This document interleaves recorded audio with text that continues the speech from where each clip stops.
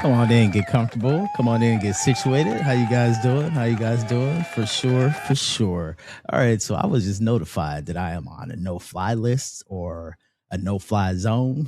Basically, they told me don't worry about it. So, and I said, why? I even did nothing to the great state, the great city of Erie, Pennsylvania. They said, yeah, that's kind of the problem. You know, you just shouted out East St. Louis, you just shouted out Pittsburgh, you just shouted out Philadelphia. You know what I mean? But us here in Erie, Pennsylvania, really haven't got our just due, So until you make us a video for us, then just don't worry about coming here. So I said, all right, give me a second to rectify the situation. All right. Hey, how you guys doing? My name is Denarse, and I am the host of the Mars Show. And today we got another delicious video. And the title of this video is Erie PA Greek Sauce. And I did get this video from Say Syrup. All right. I hope everyone's having a good day out there. I hope everyone had a good day yesterday. And I hope everyone continues to have a good day for the remainder of such. Now, like I said, we're going to go ahead and jump right on into the video. Let's go. Doc from DocCooks.com, and today I'm going to be making an Erie. Let's go. Let's go. 814. Oh, sorry, I'm messing up. I'm excited. This recipe generally uses turn a up a crock little pot bit to make it, but I'm going to be using an Instapot today to speed the cooking process up, and then I'm going to leave it on the high slow cook setting until we're ready to use it later for dinner. If you don't have an Instapot, that's totally fine. You can do this in just a crock pot. You add all your ingredients on, you leave it on high, and it's got to sit for about 12 hours, and then you're ready to go. So the first step for making this dish calls for us to dice some onions. We're using two small yellow onions for this recipe today. You could really use any type of onion that you want. Hold on, did we give the doc his warm welcome? No, we didn't. No, we didn't. And this is the new creator. I'm tripping today. It's a new creator. Just happened to be from around the area that I'm from, for sure, for sure. All right, Doc, the floor is all yours. Let's go. And make sure, and I know for a fact you're going to break down this staple dish of Erie, Pennsylvania. Let's go. I find that the yellow ones are cheap, easy to get a hold of. You can get a whole bag of them for like $3. They work great in this. This is an onion heavy dish. It uses quite a bit of onions in it, and that's what gives it kind of its signature flavor here.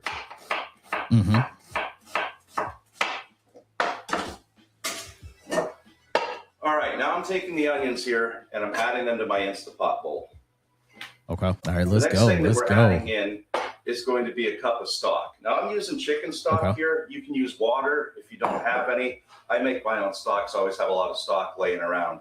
I just find that using stock as opposed to water adds a lot more flavor to the dish. The next thing we're adding in is 1 8-ounce can of tomato sauce. Please don't mistake this for spaghetti sauce. It's actually a Hunt's brand that you buy. It says tomato sauce on it. It doesn't really have any flavorings in it. It's just pretty much a bland tomato sauce. The next thing we're adding in is a teaspoon each of salt and pepper. And then we're adding in a teaspoon of garlic powder, a teaspoon of ground cumin, a teaspoon of oregano, and a teaspoon of basil. Then we also have 1 teaspoon of red peppers. After that, you add in 1 pound of ground beef. Quick, fast. All right, now we're going to take this over to the Instapot, get it on the simmer setting. Let's go. Start everything cooking before we pressure cook it. All right, so I set this in my Instapot right now. And the best thing that we can do here is to start to mince this meat up in here, break it up. I get my meat from a farm up in New York. They tend to give it to me in these tubes. So right now we got to stir this up and get the meat all mashed up. Notice how it's not super soupy, but it's not overly dry too. It kind of almost looks like. You got to find that nice equal medium for sure. Whether too soupy or too dry. Let's go. The beginnings of when you're forming a meatloaf. Pressure cook this on high for 30 minutes. All right, you can see it's done pressure cooking.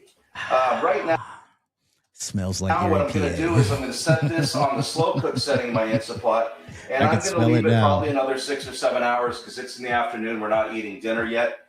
But this is about what it should look like. The only other thing that I'm going to do before I set the slow cook setting is I'm going to add about a teaspoon of yellow mustard to it, and then give that a stir up.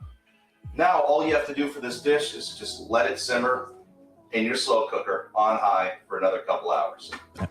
All right, guys, we're back. And before we get to the final preparation Let's go. this, I just Let us want know to what it's hitting mention for, the Doc. hot dogs we're using are an Erie hot dog. These are called Smiths. We're actually really lucky living here. These hot dogs are so good that when people leave Erie, they actually call back here to have them shipped to them. There's actually quite a few places that have the Erie box. Because there's certain foods that you can get here you just can't get anywhere else. And a lot of the Erie boxes will include things. Smith's hot dogs are the best hot dogs in America. Now, I'm standing on that. I don't care. I don't care how you feel about it. I'm telling you. I am telling you for real, for real. And I almost gave another honorable mention to another hot dog brand, but it doesn't like pepperoni balls. They're incredible hot dogs. But you can also use whatever hot dog you have around.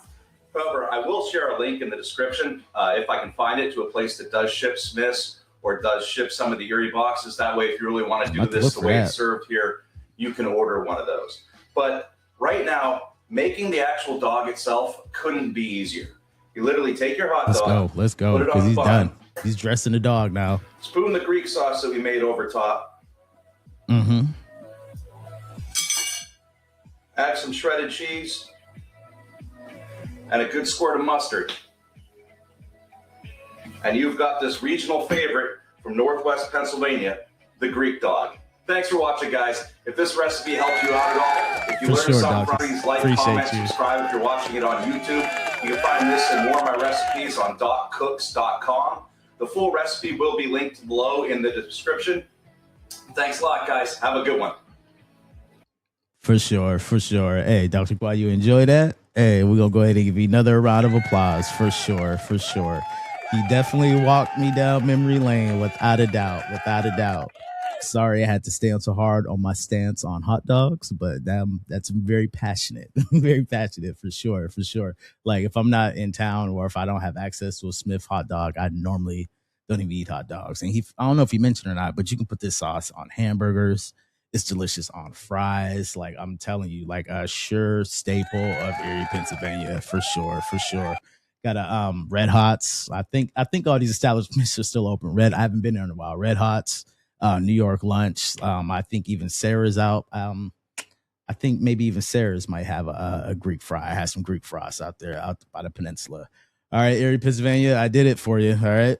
All right. I hope you guys enjoyed. Hope you guys learned something. I was just trying to get off the no-fly zone. So you have to excuse me if I got a little too overpassionate on this episode. All right, you guys have a good one. Later.